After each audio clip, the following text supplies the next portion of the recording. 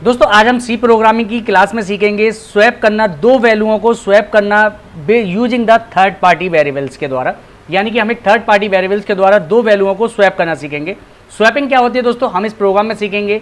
इसकी 3 series launch की जाएंगी और तीनों सीरीजों में आपको सबसे पहले यहाँ पे थर्ड पार्टी वेरिएबल के द्वारा स्वैपिंग करनी सिखाई जाएगी और 2 प्रोग्रामों के अंदर दोस्तों आपको विदाउट थर्ड पार्टी स्वैपिंग करनी सिखाई जाएगी। तो आज दोस्तों स्वैपिंग की पहली क्लास है। पहली क्लास में हम दोस्तों सीखेंगे कि स्वैपिंग क्या होती है। देखिए दोस्तों, मैं पहले प्रोग्राम को जनरेट करता हूं, फिर आपको स्टेप बाय स्टेप यहां पे समझाता हूं।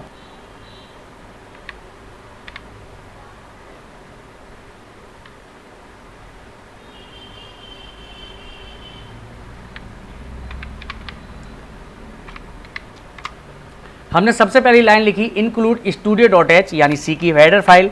इसके बाद include इंक्लूड conio.h। इसके बाद दोस्तों हमने यहां पे दे दिया void main bracket open close and start programme.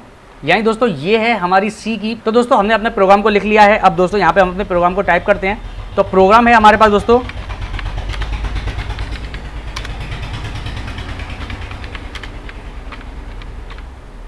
हमारे पास 2 वेरिएबल हैं ए और बी।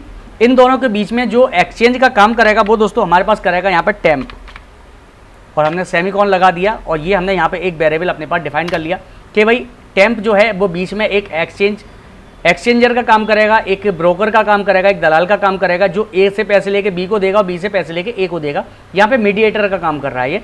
अब दोस्तों हम यहाँ पे अपनी कंडीशन देते हैं। हमने कहा प्रिंट एफ, यहाँ पे हमने अपना मैसेज दे दिया ताकि प्रोग्राम को समझने में हमें दिक्कत ना रहे। Enter the value of 2 number.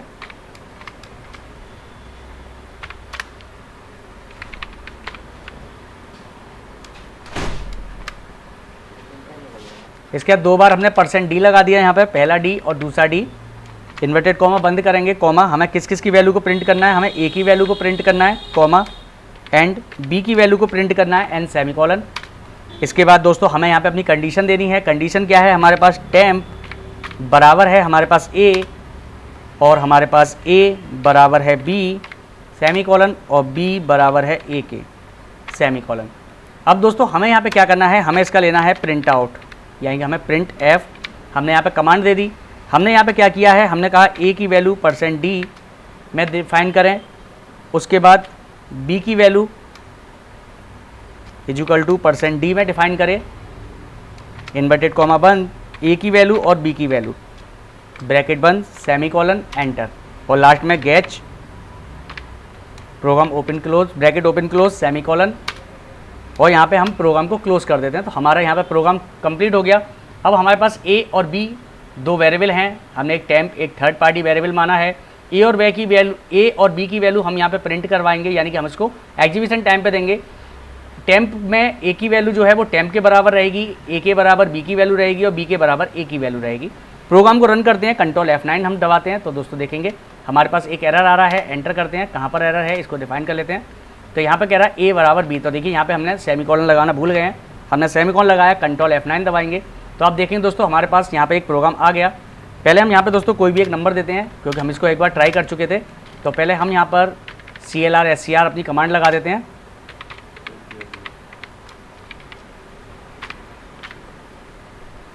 देखिए दोस्तों हमारे पास मैसेज आ गया, enter the value of 2 number. तो हमने पहली वैल्यू दी यहाँ पे 6 और दूसरी वैल्यू दी हमने यहाँ पे 7। तो अब जो 6 ए की वैल्यू है वो बी में चली जाएगी और जो बी की वैल्यू है 7 वो ए में चली जाएगी। तो हम यहाँ एंटर करते हैं तो देखिए ए बराबर 7 हो गया, बी बराबर भी 7 हो गया। कुछ हमसे मिस्टेक हो गई है, हम उसको एक भी चेक कर लेते हैं। यहाँ पे दोस्तों हमसे गलती हो गई, हमने बी बराबर यहाँ पर टेम्प आएगा कि हमें टेम्प का प्रोग्राम का जो आउटपुट है वो हमें इसमें लेना है। अब हमने ए की वैल्यू दी 5 और बी की वैल्यू दी 7। तो देखिए ए की वैल्यू जो हमारी 5 थी वो यहाँ पे 7 हो गई और जो बी की वैल्यू 7 थी वो हमारे पास 5 हो गई। यहाँ पे हमारी वैल्यू एक्सचेंज हो गई। अब ये प्रोग्राम किस तरीके से काम किया है अब हम दोस्तों इस बात को यहाँ समझ लेते हैं। तो दोस्तों अब मैं इस प्रोग्राम को छोटा करता हूँ और दोस्तों आपको यहाँ पे समझाता हूँ। तो मैं यहाँ पे इसको ऑल्ट एंटर कर देता हूँ। अब दोस्तों मैं यहाँ पे आपको समझाने के लिए सपोज देन माइक्रोसॉफ्ट वर्ड को खोल लेता हूँ ताकि आपको समझ में आ जाए प्रोग्राम किस तरीके से हमने यहाँ पे काम किया है। तो देखिए दोस्तों हमने यहाँ पे माना था a बराबर 5 और b बराबर 7। अब हमने अपने प्रोग्राम में क्या कहा है, प्रोग्राम से कि प्रोग्राम में हमने लिखा है टेम्प बराबर है ए के, तो यानी कि टेम्प बराबर है ए के, तो यानी ए की वैल्यू कितनी है यहाँ पे 5। तो हमारी जो वैल्यू हो गई ए की वो यहाँ पे हो गया ए बराबर 5। इसके बाद हमने यहाँ पे कहा है कि ए बराबर है बी के, यानी ए बराबर है बी के, और बी की वैल्यू कितनी है 7। तो हमारी ए की वैल्यू कितनी हो गई 7 हो गई हमारे पास। इसके बाद हमने कहा है कि बी की जो वैल्यू है वो है हमारे पास, वो बी बराबर है टेम्प के, और टेम्प की वैल्यू हमारे पास इस समय प्रेजेंट में क्या है, पहले हमारी 5, तो हम यहाँ पे टेम्प की वैल्यू कर देंगे 5।